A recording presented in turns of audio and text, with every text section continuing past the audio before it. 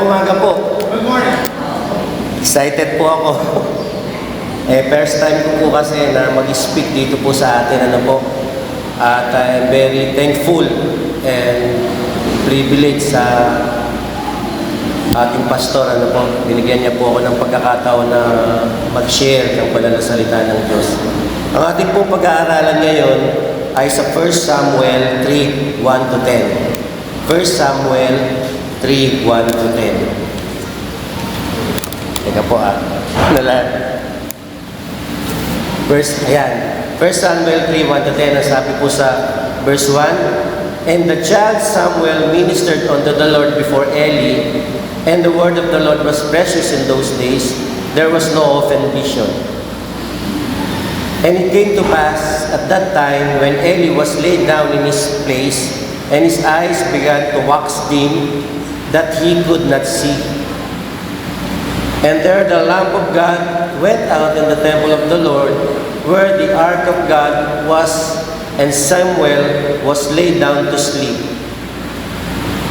That the Lord called Samuel, and he answered, Here I am, here am I. And he ran unto Eli and said, Here am I, for thou callest me.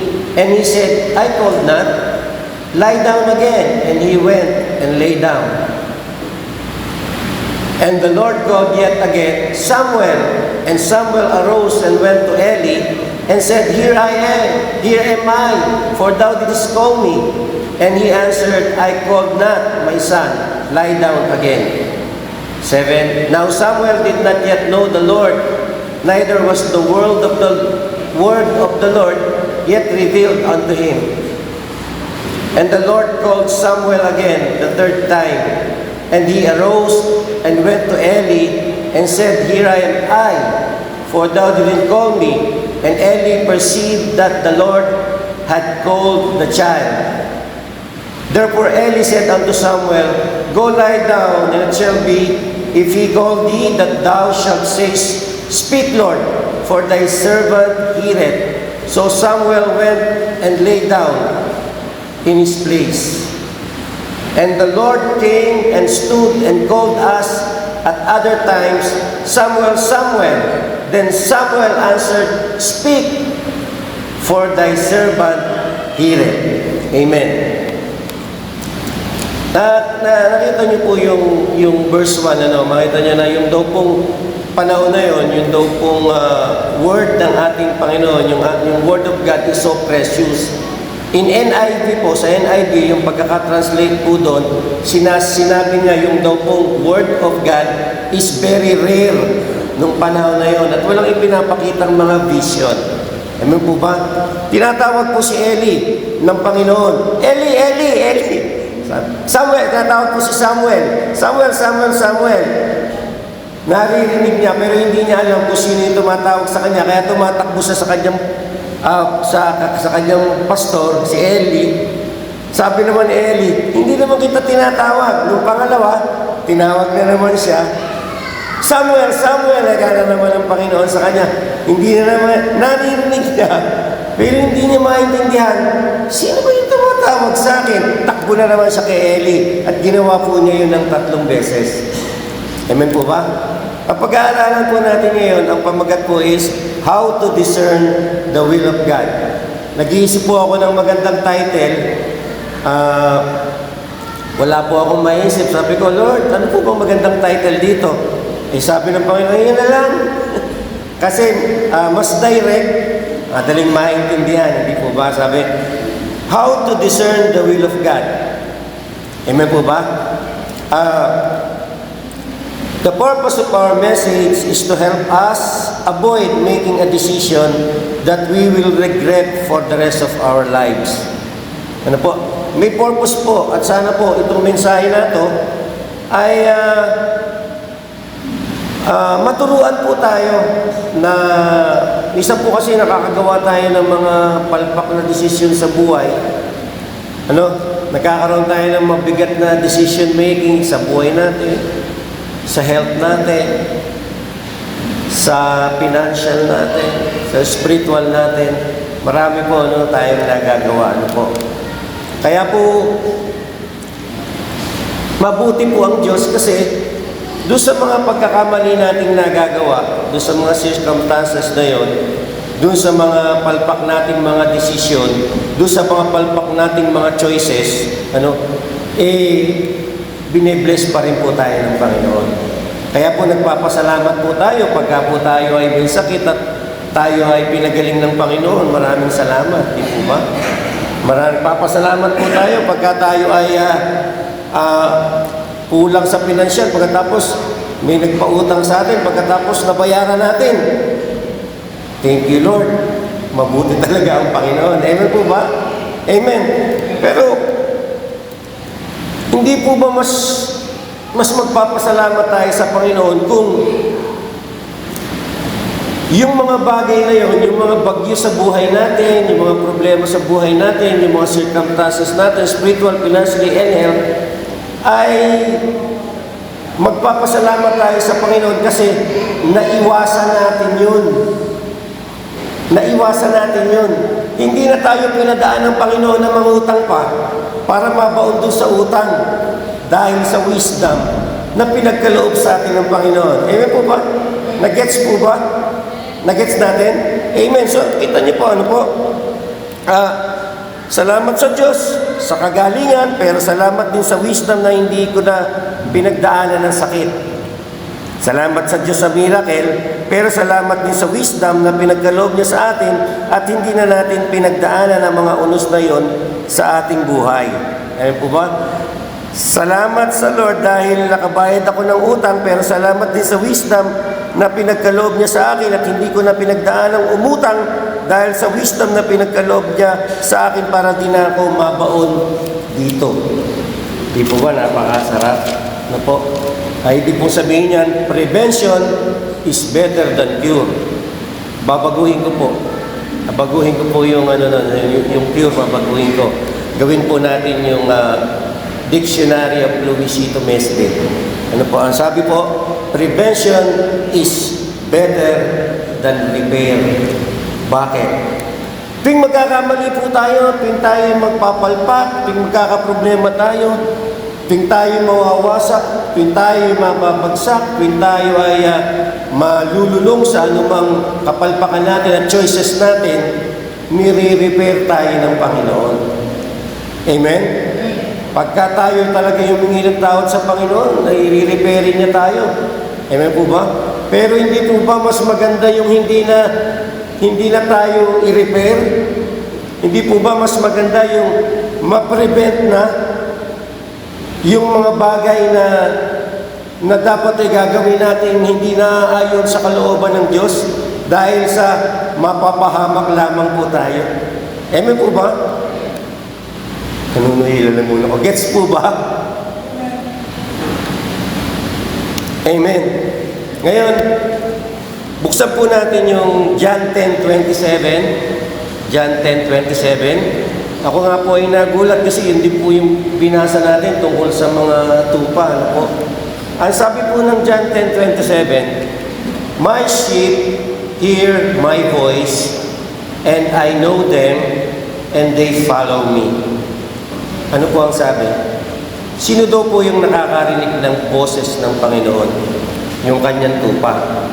Amen po ba? At yung mga tupang nakakakilala, nakakarinig sa Panginoon, ay ay nakikilala ng ating Panginoon. Thank you. Amen po ba? At sumusunod sa ating Panginoon. Amen po ba? So, ibig sabihin, lawakan natin ng konti. Paano ka ngayon magiging tupa?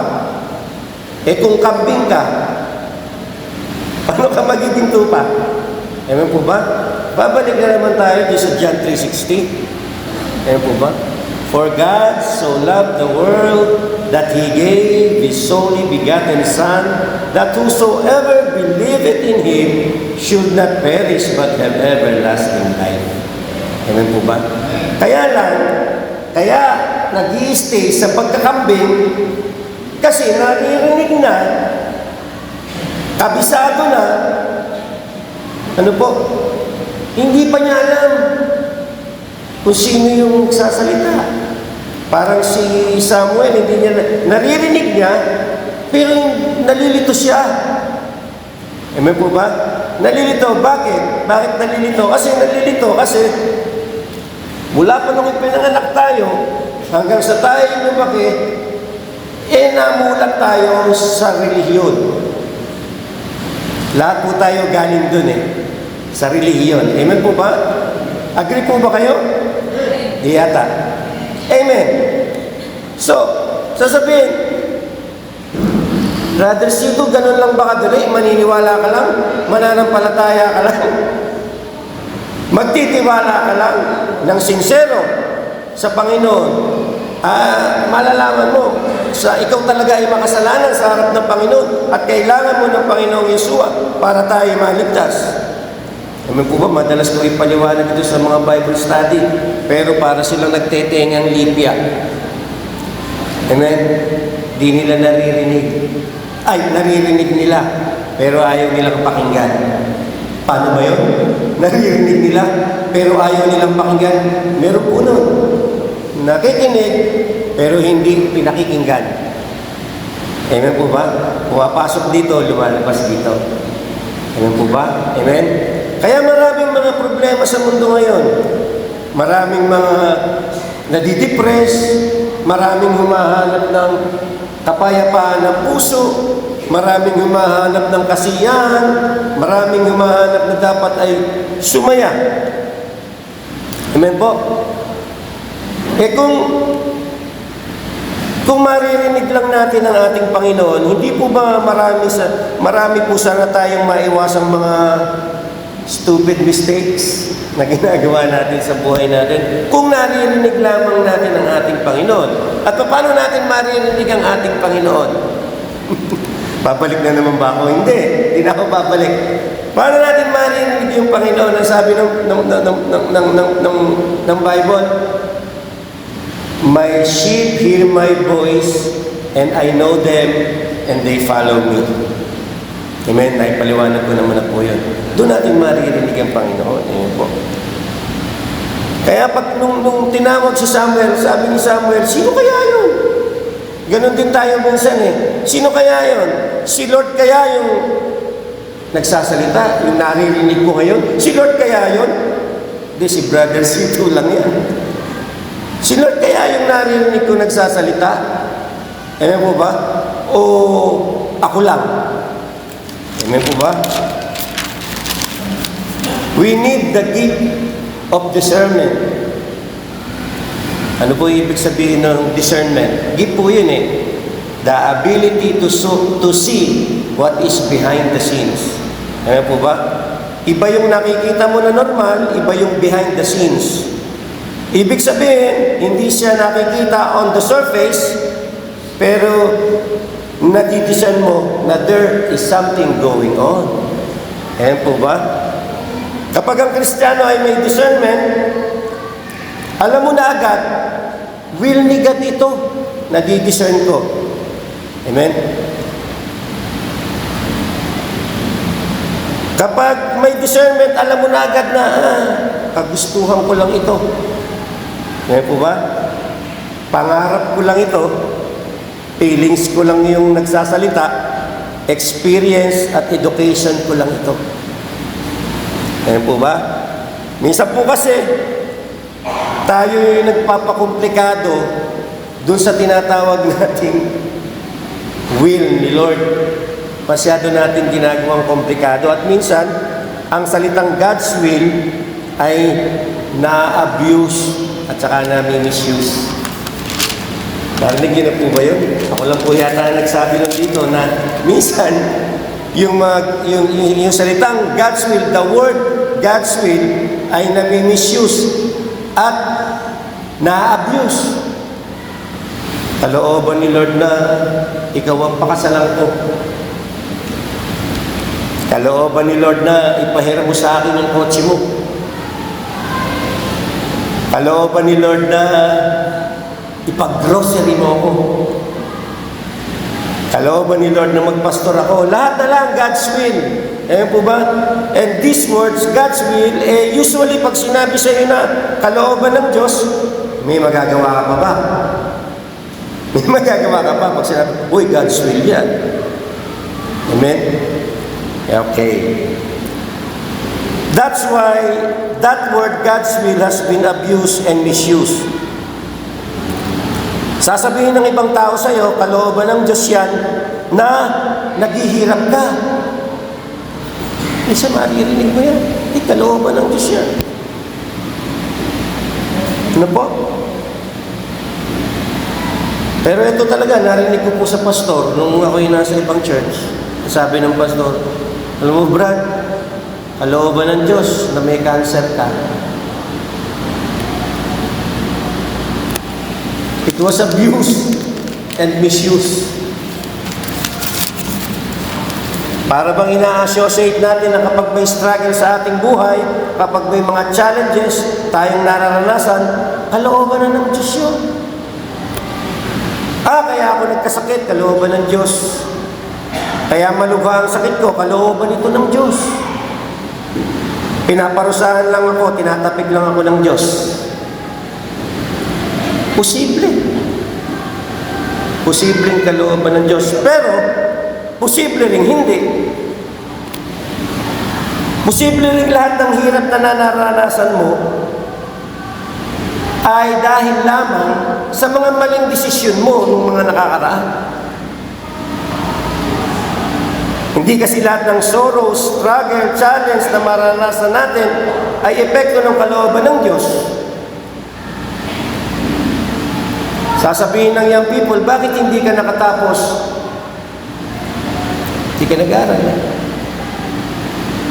Bakit hindi ka nakapasa sa exam mo? Hindi mo pinagbuti. Tapos hindi ka pa natuto. Pinagpatuloy mo pa yung thinking mong ganun. Sasabihin mo pa at pagdating ng panahon, doon mo i-blame sa mga magulang mo, kasi kayo, hindi nyo ako pinag-aaral, hindi nyo ako sinuportahan. Pero merong mga nakatatapos sa pag-aaral, kahit hindi suportahan ng magulang, sinusuportahan yung sarili nila. At nakatatapos sila. Amen po ba? Amen. Minsan kaya tayo naghihirap ay meron tayong series of choices na nagkakamali at ang resulta na apektuhan ng ating kinabukasan. That's our choice. Choice mo yan. Kung ladies' choice or ibang choice, meron pang iba no? So, hindi mo pwedeng isisi palagi kay Lord yan. Si Lord naman, pinahihirapan ako. Amen? Tingin mo ba si Lord nasa langit pagkatapos tinitingnan tayo? Pagkatapos sabi ni Lord, ang saya-saya naman itong batang to. Bigyan ng problema yan. Ganun ba?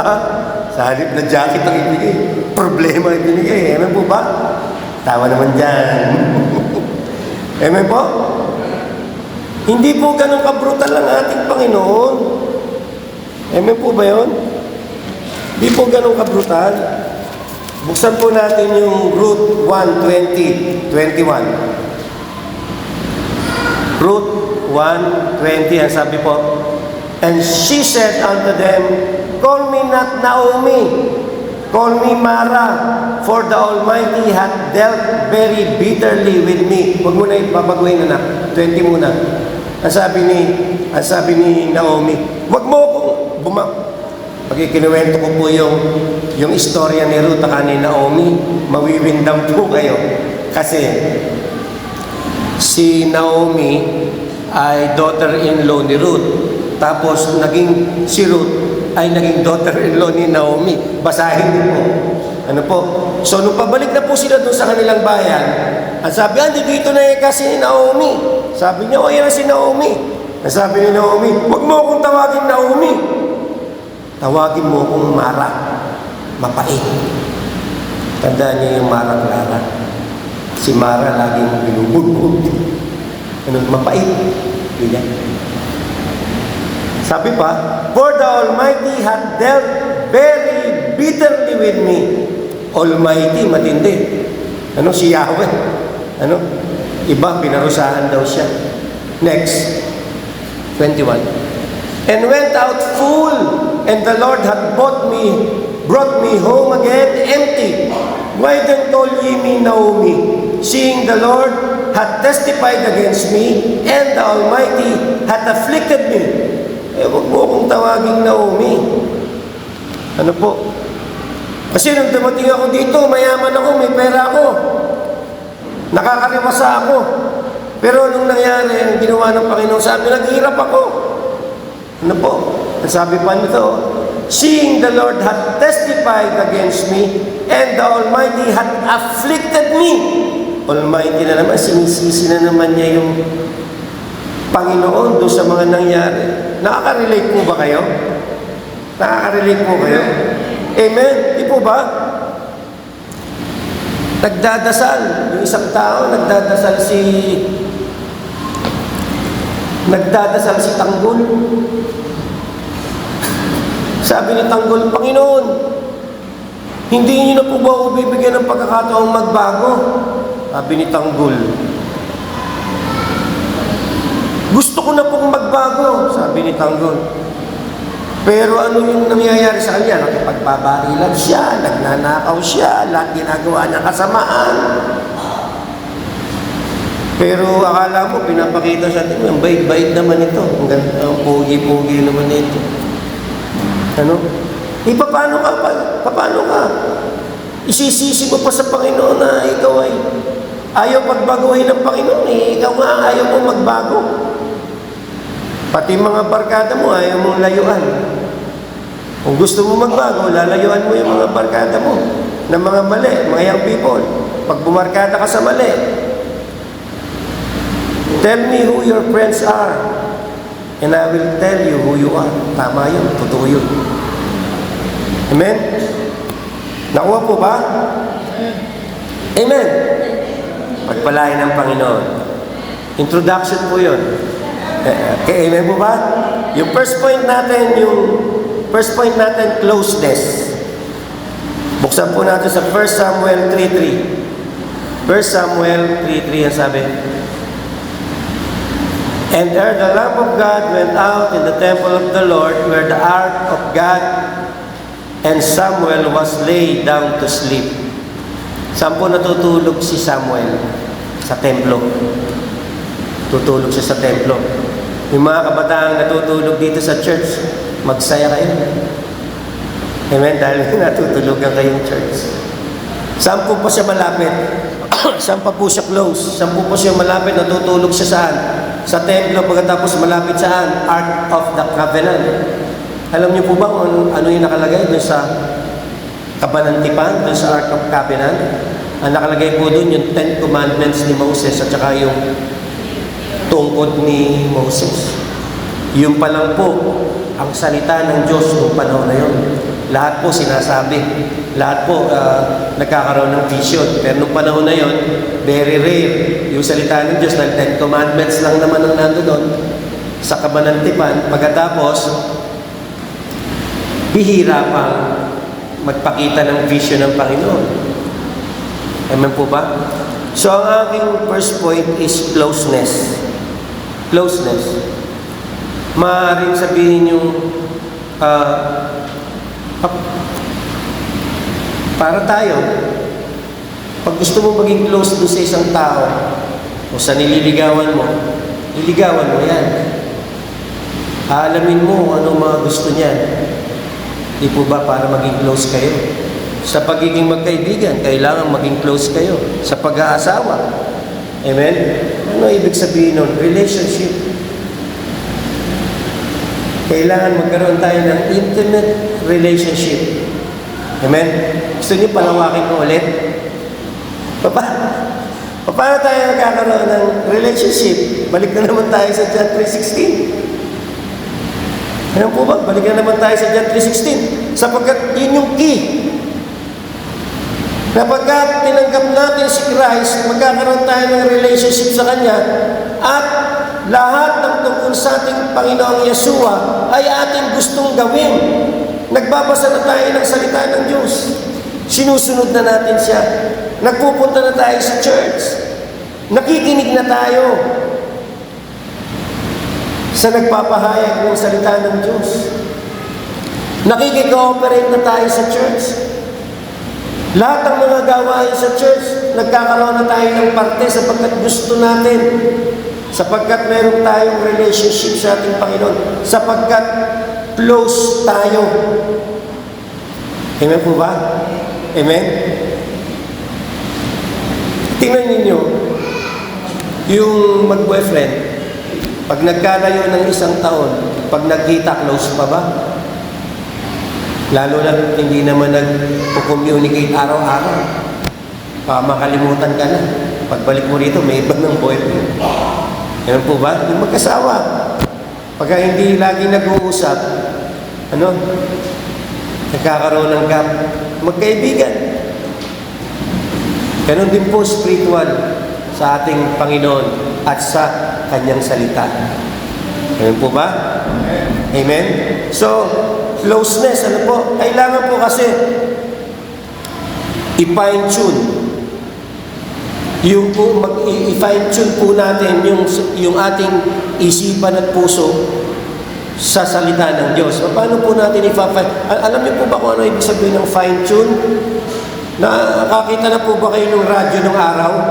Yung radyo? Pag titingnan mo kung anong hahanapin mo yung gabi ng lagim na tuloy yung gabi na tsaka yung shimatar na tuloy yung mga kaedad ko dyan yung shimatar gabi ng lagim 24 oras hahanapin mo yun nagsalita na ito ang inyong andun ka na. Naka-tune in ka na. Amen po ba? Amen? Yun po yung sinasabi na mag-tune in po tayo sa ating Panginoon. Mag-tune in po tayo sa Kanyang salita. Amen po ba? Madali lang po ito. Second point na tayo. Second point, 1 Samuel 3:4-5. Ayan, sabi po. Ayan. Second point, ang second point natin is clarity. Number 1 is closeness. Number 2 is clarity. Sabi po rito, that the Lord called Samuel and answered, Here am I.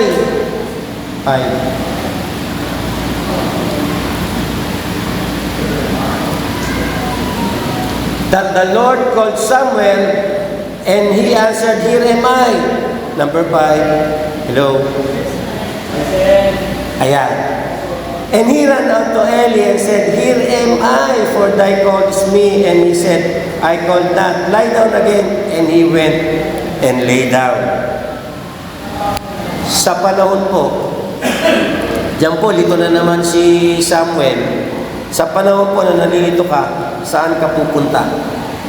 Sa salita ng Diyos, sa Word of God. Ano po? Kasi po, klaro yung salita ng Diyos. It is clear. Ano po? The Bible or the Word of God is the solution for your emotional, physical, and spiritual needs. Hebrews 4:12. Hebrews 4:12.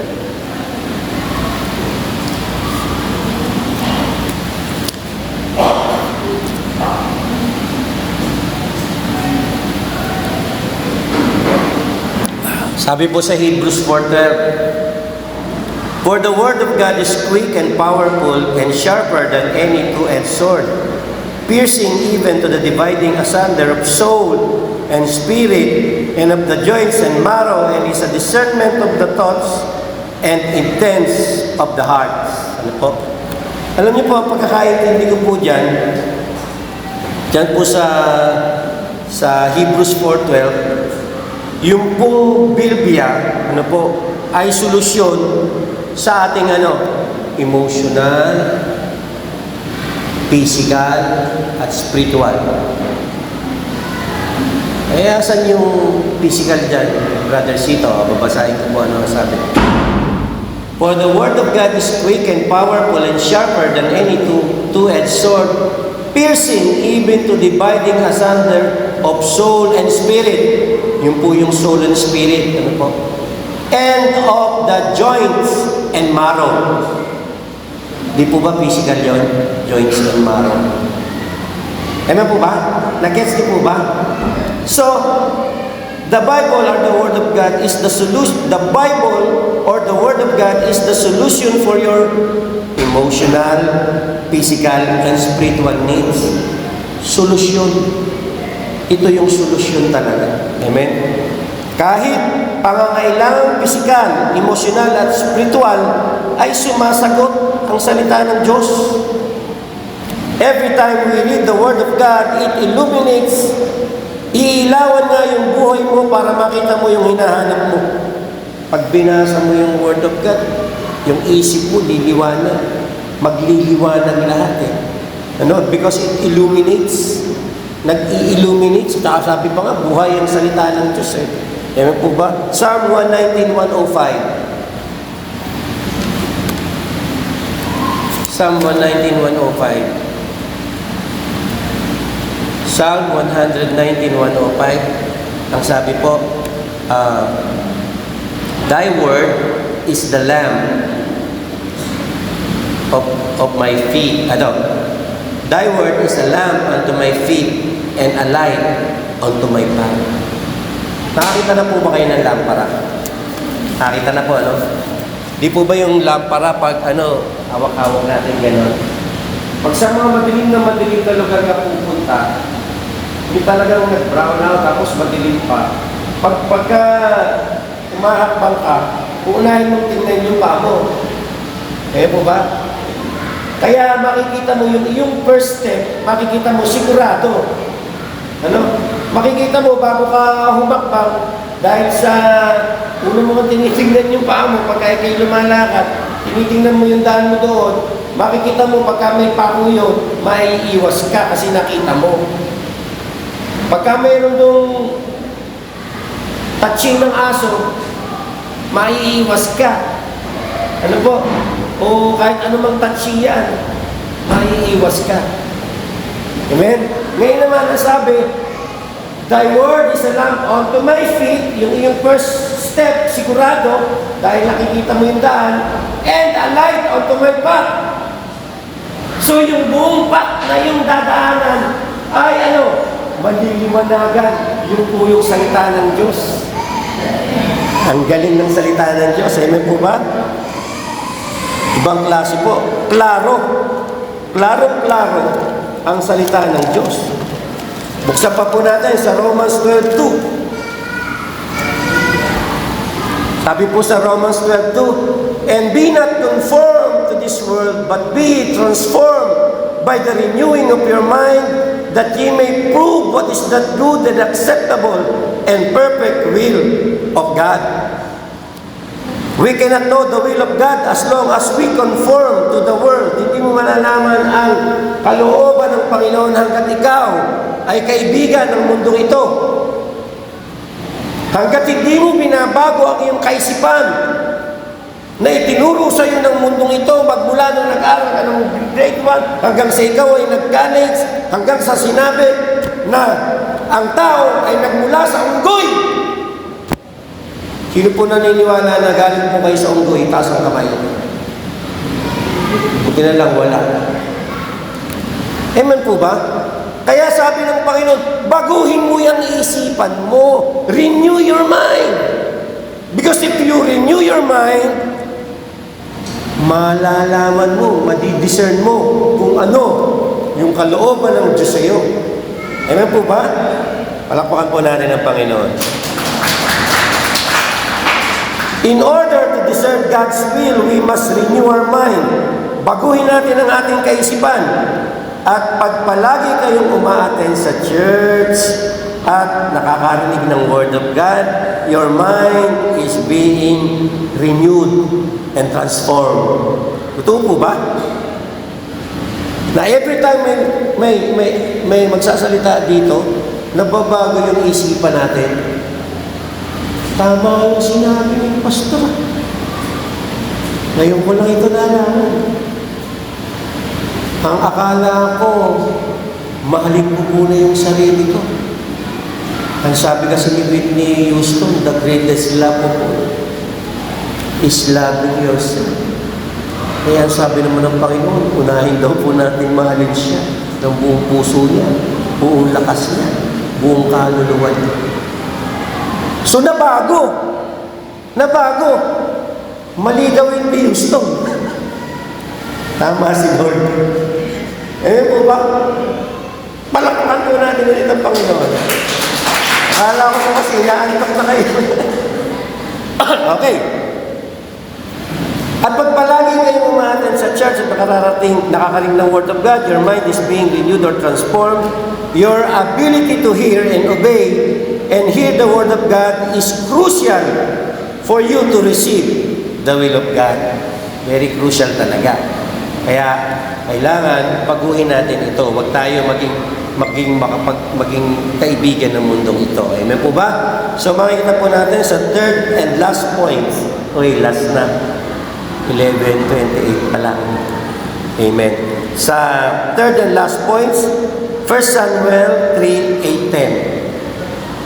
Anak, 1 Samuel 3:8-10, ang sabi po, and the Lord called Samuel again the third time, and he arose and went to Eli, and said, Here am I, for thou didst call me. And Eli perceived that the Lord had called the child. 9.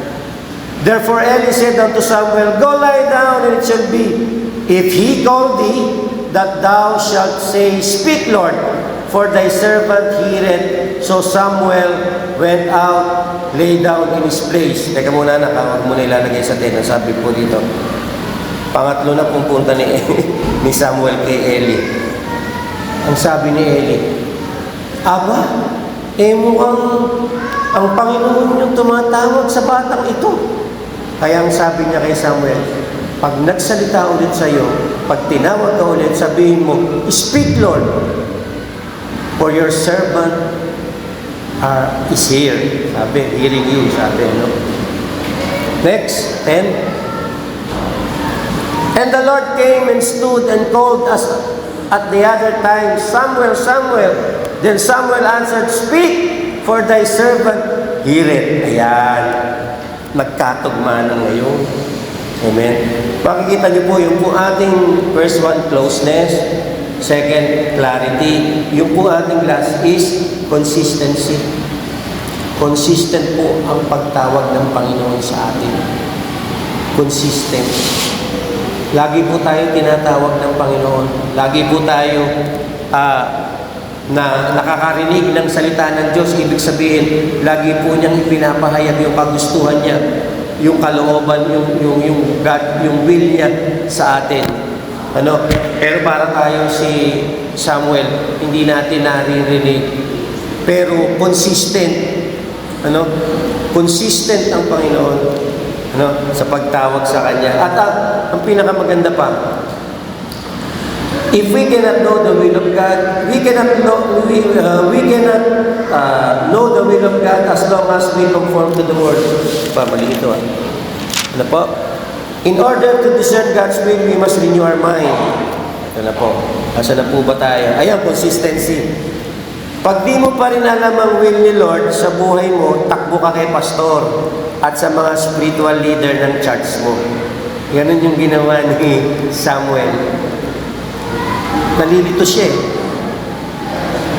So, ang gagawin niya, tumakbo siya kay Eli. At sinabi ni Eli sa kanya, ganito ang gawin mo. At tama si Eli. Amen po ba? You need mature believer in your life that will confirm it is God's will. Amen? Gusto ng Diyos na kunin ang atensyon mo, consistent ang Panginoon sa pagtawag sa iyo, kailangan mo lang siyang madinig. Blessed po tayo kasi andyan na sa atin ang salita ng Diyos. Di tulad ni Samuel, nakaban pa lang ng tipan ng handon. At we are blessed kasi meron tayong pastor na patuloy na naglilingkod sa Panginoon. Pasensya na po pag napapagkit si Pastor, medyo po ako emotional. Kasi kaibigan ko po si Pastor, matagal na nakita ko po yung mga ginawa niya. Kayo din naman po siguro, nakita niyo yung ginawa niyo. Alam niyo po ba, pagka si Pastor, pagka po mga 2 linggo, 3 linggo na po kayo wala rito, sasabihin niya, tagal na niyang wala si Brada. Puntahan natin. Pag may sakit po tayo, nakauna-unahan po sila mamting na dumadalaw po sa atin. Kaya po ba? Napaka-blessed po natin kasi may isang church na nagtuturo ng katotohanan dito po sa lugar ng Gapan. At ako po ay isang buhay na patutuo doon na naghahanap din po ako na ako'y tuturuan, na ako'y igagay sa pamamagitan po ng salita ng Diyos. Kaya nga po ako ngayon ay naka-enroll sa Piedmont. Ano po, kahit po ako ay pumabagsak sa exam, okay lang, nakikinig naman ako. Ina-unlearn ko nga yung pinag-aaralan nila. Pero patuloy pa rin pumapasok sa akin. Ano? Pero ang pinakamahalaga po ay we are closer to the Word of God. Kahit ano po ang ituro nila sa inyo, pagka po mayroong mga nagtuturo na tumatayo sa katotohanan, sa salita ng Diyos, ano po, basahin po natin yung salita ng Diyos, hindi po ito malalim. Hindi po pagka sinabi ng Panginoon na ako'y babalik soon, babalik siya 4,000 years later o 4,000 years na ang lilipas. Hindi po sinungaling ang ating Panginoon. Amen po ba? Pag sinabi niya, gagawin niya. Sapagkat kayo, kung hihintay pa po kayo na dadating ang Panginoon, na hindi nyo na po siya makikita. Sapagkat hindi naman niya sinabi na 4,000 years dadating na ako. Hindi po eh. At saka hindi po tayo lilituhin ng Panginoon. Ito niyo po yung ginawa kay Eli. Si Eli po si Samuel po yung nalito. Ang Panginoon consistent. Tawag ng tawag. Amen po ba?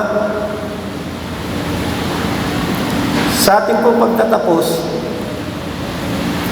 marami pong mga problema tayong ginawa. Meron po tayong mga wrong choices, may mga pagkakamali po tayong ginawa. Meron po tayong mga palpak sa buhay natin. Pero andyan pa rin po ang Panginoon, consistent po siya. Pati po yung kanyang salita, consistent. Ano po? Kahit ayaw mo na, tatawagin ka pa rin ng Panginoon. Kailangan lang matuto kang makinig. Kailangan lang matuto tayong mag-discern ng kanyang kalooban sa buhay po natin. At hindi po tayo mapapariwara. Tayo po ay laging blessed. Lagi po tayong matagumpay dahil po sa wisdom na pinagkaloob sa atin ng Panginoon. Amen po ba? Amen. Sino po rito yung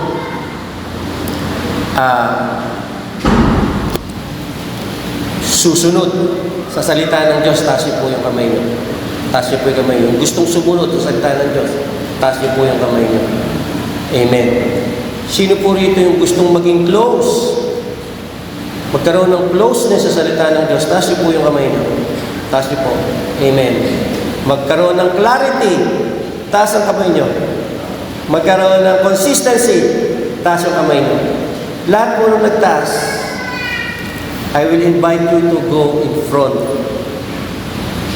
para po ipanalangin natin sa ating Panginoon na tayo'y magiging close na sa Kanya, na yung clarity ng Biblia ay talagang ay naintindihan natin, at yung consistency ng ating Panginoon at ng Biblia ay talagang nakuha natin. Amen po ba? Sige po, huwag po kayong mahiya.